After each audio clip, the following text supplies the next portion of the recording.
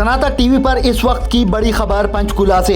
हरियाणा के मुख्यमंत्री मनोहर लाल खट्टर पहुंचे पंचकुला स्थित गुरुद्वारा श्री नाडा साहिब के किए दर्शन। हरियाणा एसजीपीसी बनने के बाद पहली बार सीएम गुरुद्वारा श्री नाडा साहिब पहुंचे। मुख्यमंत्री मनोहर लाल खट्टर ने गुरुद्वारा श्री नाडा साहिब में टेका माथा। गुरुद्वारा श्री नाडा साहिब में मुख्य ग्रंथी मीडिया कोऑर्डिनेटर रमनीक सिंह मान रहे मौजूद।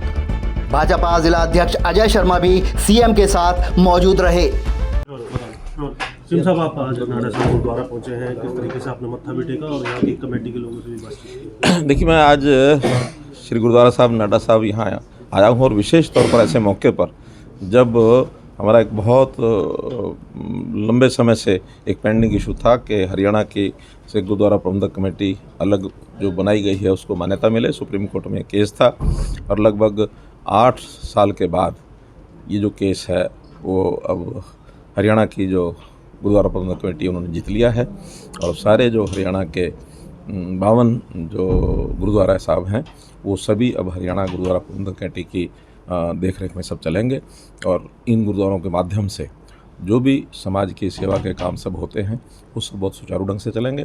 हरियाणा के सभी सिख समाज को मैंने अपील की है कि सब मिल करके किसी प्रकार का अब अंतर्विरोध जो पहले चलता था कि कुछ गुरुद्वारे हरियाणा प्रबंधक कमेटी के पास थे, कुछ गुरुद्वारे एसजीपीसी के पास थे, तो सब मिल करके एक ही छत्र छाया में और कोशिश ये रहेगी कि सबको साथ मिला करके एक टीम बनाई जाएगी और उसके अनुसार सब चलेंगे।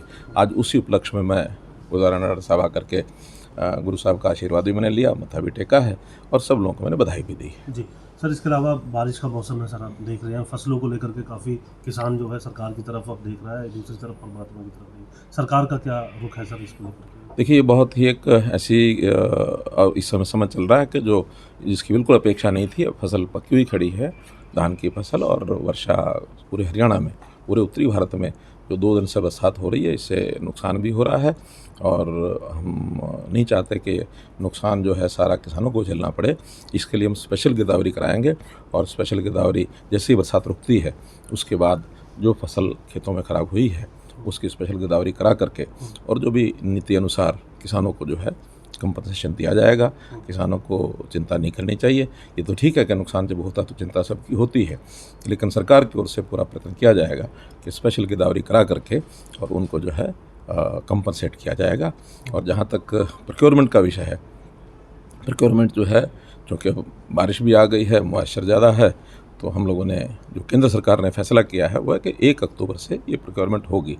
कुछ हमारे किसान भाई और कुछ हमारे जो किसानों के नेता वो कह रहे थे जल्दी प्रोक्योरमेंट कराएं, तो जल्दी होने का वैसे भी कोई संभावना नहीं है क्योंकि मॉइस्चर बहुत हो गई है धान में और जब तक वो मॉइस्चर कम नहीं होगी तब तक मिलर भी उसको नहीं लेगा, डिपार्टमेंट भी उसको नहीं लेगा, वरना चावल जो है ख़राब होता है, मॉइस्चर वाला काला पड़ जाता है, उसकी जो ब्रोकन राइस है वो ज़्यादा निकलता है।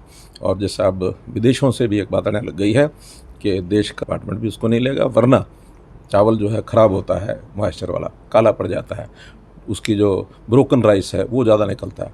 और जैसे अब विदेशों से भी एक बात आने लग गई है कि देश का जो ज़्यादा ब्रोकन राइस है 20% से ज़्यादा अगर ब्रोकन आएगा तो उसको हम यहाँ से एक्सपोर्ट नहीं कर पाएंगे। इसलिए इस सबको सहयोग करना चाहिए और जो 1 अक्टूबर को डेट तय की गई है उस समय जो भी कोई उस धान को सुखाने की व्यवस्था, उसको ठीक व्यवस्थित करने का ये सारा काम मंडियों के द्वारा किया जाएगा।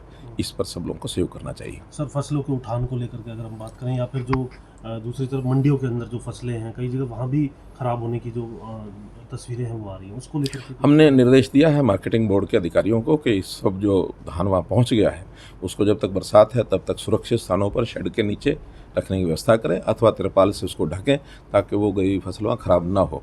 और जैसे मौसम खुलता है उसको फिर सुखा करके और जल्दी से जल्दी उसकी झरना कराना है या उसकी पैकिंग करानी है, उसकी तुलाई करानी है और 1 अक्टूबर के बाद उसकी प्रोक्योरमेंट विधिवत हो जाएगी। सर, कुछ समय जो है एक्सटेंड किया जाएगा क्योंकि अब जिस तरीके से समय लगेगा किसानों को मंडी तक पहुँचने में फसल सुखा करके, नहीं, वो तो 1 अक्टूबर के बाद तो ओपन ही है। 1 अक्टूबर के बाद अगर किसान एक रेगुलर स्पीड से आएंगे तो जो किसान जब पकाता है वो लेके आएगा।